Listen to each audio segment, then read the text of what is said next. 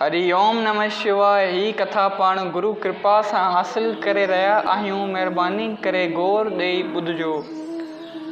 हिकु महात्मा के मुसाफ़िरी ते हलियो त कंहिं प्रेमी खेसि ते रोटियूं रस्ते लाइ पचाए ॾिनियूं।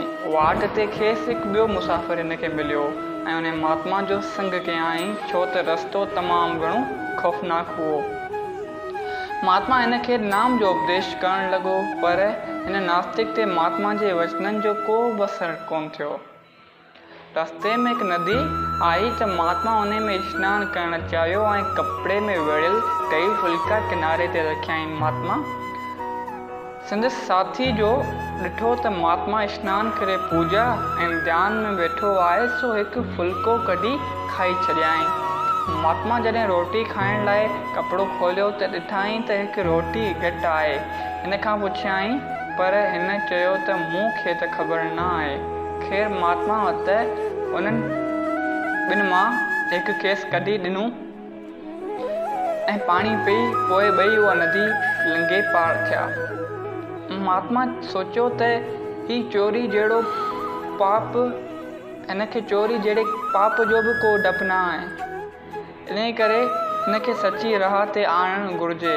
खेसि चयाईं त प्यारा, जंहिं परमात्मा जे दया सां हिन उजाड़ पाणी वारी नदी मां पार थियो आहीं, उन ईश्वर जे नाले ॿुधा त 3 रोटी कीअं खाधी। हिन वरी बि चयो त मूंखे ख़बर न आहे। अॻिते हलिया त रस्ते ते 2 शींहं आया ऐं हू ॾाढो ॾिनी वियो। महात्मा चयसि त भाई, भॻवान खे यादि कर त सवली थी पवंदई, उहो ई हाणे तोखे बचाईंदो।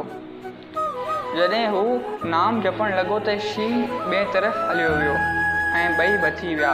महात्मा वरी चयसि त जंहिं ईश्वर जे नाले असांखे बचायो आहे, उन जे नाले ते ॿुधा त 3 रोटी तो खाधी आहे या न। हुन वरी बि पहिरीं वारो जवाबु ॾिनो, मूंखे ख़बर न आहे। महात्मा खे रोटी जी त परवाह कान हुई, पर हिन जे मन जो अंत लहिणो हुयसि त अंदर में ईश्वर खे मञे बि थो या न। ख़ैर सफ़र वॾो हुओ ऐं हू अॻिते हलिया। कुझु पंधु करण खां पोइ ॾिठाऊं त बन में बाहि लॻी पई आहे ऐं को रस्तो वञण जो कोन आहे। हू डिॼणु लॻो त महात्मा चयसि त परमात्मा में भरोसो रखी नाम जाप कर त सभु सवली थी पवंदई। उहा ई अग्नि खां बचाईंदो तोखे। हाणे हिन नाम जपियो ऐं आख़िर बाहि खां बची पार पिया। महात्मा वरी खेसि चयो त जंहिं परमात्मा बाहि खां बचायो, उन जो वास्तो अथई। सच ॿुधा त रोटी तो खाधी आहे या न। हू चवणु लॻो त साईं, सच थो चवां त मूं रोटी कान खाधी आहे। महात्मा दयालु थींदा आहिनि। हिन बि ख़्यालु कयो त हिन खे आख़िर सची त ज़रूरु कराए ठीकु राह ते आणींदुसि। सो वाट ते महात्मा पुछियसि त परदेस छो थो वञे। चयाईं त धन पदार्थ कमाइण थो वञा। महात्मा चयसि त अॻु में छो न थे ॿुधाई। हाणे छा कर, पथड़ियूं नंढियूं कंकर पथरियूं वग़ैरह चूंडे अचे ऐं 3 डेरियूं कर। हिन ईअं ई कयो त 3 डेरियूं सोन जूं थी पयूं। महात्मा चयसि त हिकु डेरी मां थो खणा ऐं हिकु तूं खण, ऐं जंहिं 3 रोटी खाधी आहे उहो ई खणंदो 3 डोरी। महात्मा ईअं हिन खे चयो त 3 ढेर सोन जा थिया आहिनि। हिकिड़ो आऊं थो खणा, हिकिड़ो तूं खण, बाक़ी 3 उहो खणंदो जंहिं 3 रोटी खाधी हुजे। त हू झटपट चवणु लॻो त साईं, उहा त मूं ई खाधी हुई।